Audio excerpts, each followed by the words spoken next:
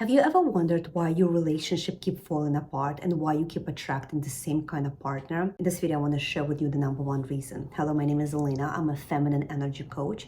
And in this channel, you learn everything around spiritual awakening, love and relationship, self-healing, self-discovery, and so much more. And in this video, I want to really help women identify what is it in them that keeps attracting the wrong kind of relationship, why they keep being in this toxic trauma bond kind of relationship, and what you need to change within you so you can attract your soulmate, your twin flame, and be in a union, first and foremost, within yourself and then with your partner. So number one reason that really spills into everything in our lives is that when we have a wounded feminine energy, we ruin and sabotage our relationships. And there's so many women right now experience that. Well, collectively, we've been in a wounded feminine energy for generations. But the good news is that we're right now awakening, healing, and rising. And there are so many tools available for us to do that.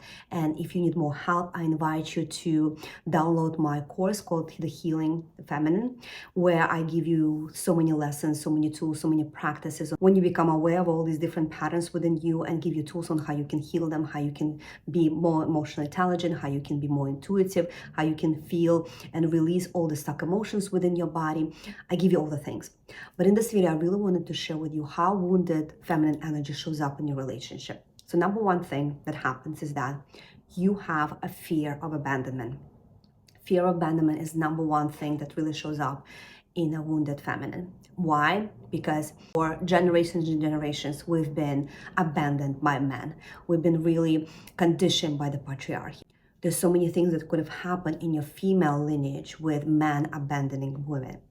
And of course, if you look at your childhood and you would know that, your parents went through divorce, your father was not around, or he was around but not really emotionally available, or maybe he was traveling a lot. If you really look at your childhood, you'll know if you have these abandonment moods. Number one step in healing anything is first and foremost, be aware of it, right? So my intention in this video, not to trigger you, not to call out on you, nothing like that. I really want to just shed some light for you to be aware and think about, oh, wait a minute, maybe I have that. Just the awareness is the first piece. Like 50% of healing is just being aware of it. Aware of it, accept it, and then say, you know what, I am powerful. I am a creator of my reality. I'm not going to be a victim to this, and I get to heal this, and you can heal that. That's the beautiful part, right? You can heal that. So I don't want you to be really carrying this as that, like, oh, I have a fear of abandonment and I'm here to stay for the rest of my life. Of course not. You can definitely heal that. And I know for myself, I have a fear of abandonment that I discovered later on in life, how it showed up in so many relationships of my life and how it sabotaged relationship.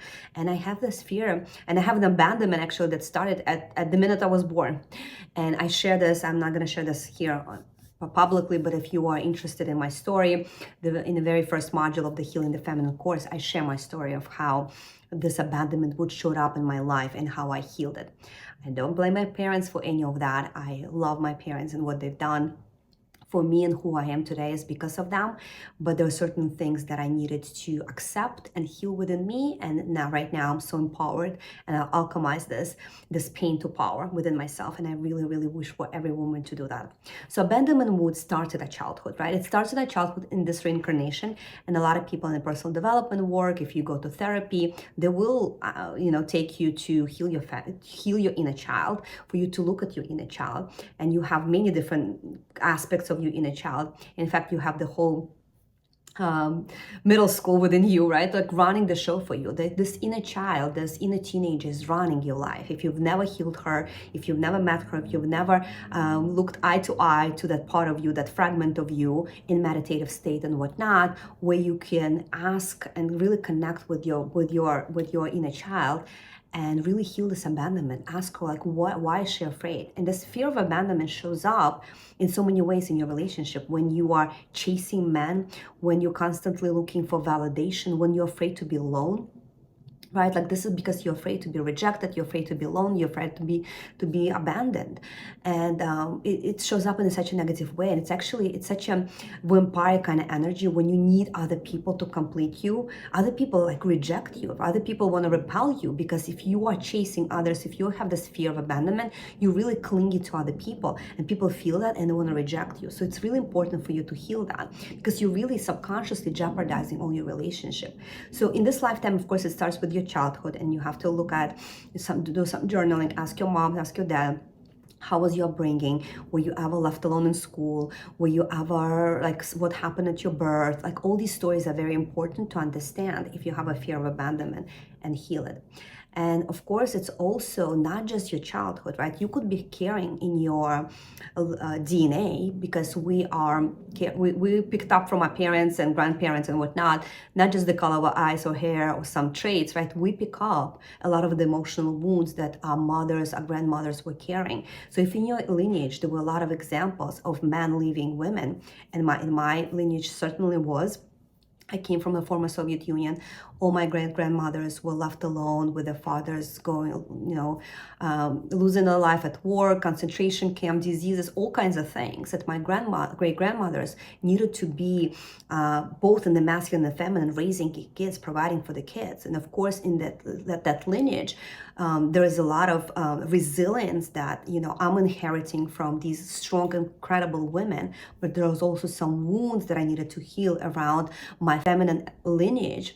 And for a lot of us women, and you won't be listening to this video, you wouldn't just be preview to me if you won't be also going through spiritual awakening, if you won't be that woman at the cutting edge, that 1%, maybe it's now 5% of women. There are really not a lot of women doing this work. So I just want to salute you for listening to this video and staying with me here.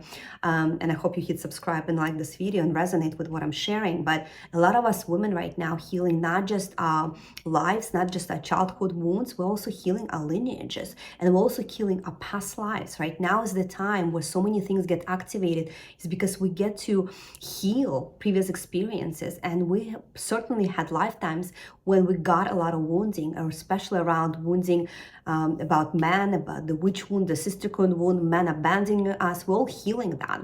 So this fear of abandonment could be starting not just in the childhood, it could be starting in the previous lives. It could be just you inheriting it from your lineage. So healing that is very important. And once you do, you're really going to have a very, very different kind of relationship in your life. So number one is the fear of abandonment, which is part of the wounded feminine. And my prayer for you is to heal it. If you need help, download my course or reach out to me to work one-on-one. The second thing is the low self-worth. So many women have a low self-worth, and I feel like the society from early age, I feel like around teenage years, when we start realizing and comparing ourselves to other people, when we start looking at all the commercials and having all these people. Thank God I grew up without the social media in our age, right? But I have a 19-year-old daughter, and I've seen how she was brainwashed through TikToks and all the sorts of things and social media and middle school and comparison to other girls of how she should be, right? And this low self-worth start developing when you say, well, something is wrong with me. I'm not like this, I'm not like that. Somebody said something bad about me, it means maybe they're right? We start questioning ourselves, and we start having this low self-worth. And then society adds on to it, because look at any consumer product company, right? They're all trying to sell us products. Why? Because they innately engrave something within us that something is wrong with us, that we need this pair of shoes, that we need this eye cream, that we need all these products. Makes ourselves feel more worthy. And self-worth is not something anybody can give you. It's something you have to cultivate within yourself. Hence the word self, right? It's something that we have to innately build in and remember within us. And sometimes it takes time to reprogram ourselves, right? To really work with the sabotage within us, because really your ego is your sabotage, and it's trying to protect you from certain things. But self-worth is not something somebody can give you. It's something that you have to cultivate within you. It's something that you have to remember within you, that you are innately worthy. Just by being born, just by being here, just by being you, you're already worthy.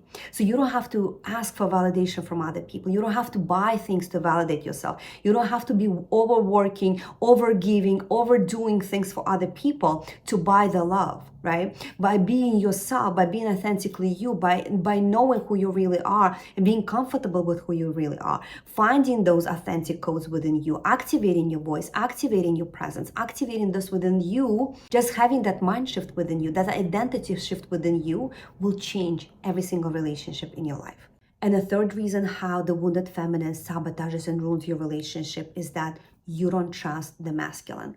You don't trust men. And of course, you have legit reasons for not trusting them. Probably from your previous relationships, you blocked your heart, you're carrying resentments in your heart, or it could be coming from your lineage, or maybe it's coming from your past lives again, right? We have this untrusted man. It feels unsafe to trust them. And because it feels unsafe, we try to control them, we try to emasculate them, mother them, and men run away from that. They don't want that because men innately, they want to lead. They want to support us. They want to protect us. They want to cherish us. There are men like that. Trust me, there are men like that. Some men are doing the inner work. Some men are just like that. They've been born like this and raised like this. I know it. I know men like that, right? I know it in my life. So I really want you to understand that everything reflects your inner being. When you start building trust within you, and it is a spiritual journey of sorts, because trusting the masculine, it's also trusting God. It's trusting the unseen, the unknown. Building the faith within you is a very feminine trait. Feminine, she understands and trusts the unknown, the unseen, the mystery. So when you're going to start building this trust within you and bringing into union your feminine and your masculine and really go on a spiritual healing journey, all of your relationship will reflect that. All of your relationship will change. So my recommendation would be is to start the journey of healing your feminine energy, balancing it within your masculine energy, and then all of your relationship will reflect that. So if you need additional help, I invite you to my course, Healing the Feminine. You can also reach out to me to work one-on-one. And I hope you like this video. Please share with me in the comments if you have any questions or you have any reflections or insights of how you've been healing your feminine energy and how it shows up in your relationship. But really the key and the game changer in all of your relationship would be healing your feminine energy. I hope you like this video and I'll see you in the next one.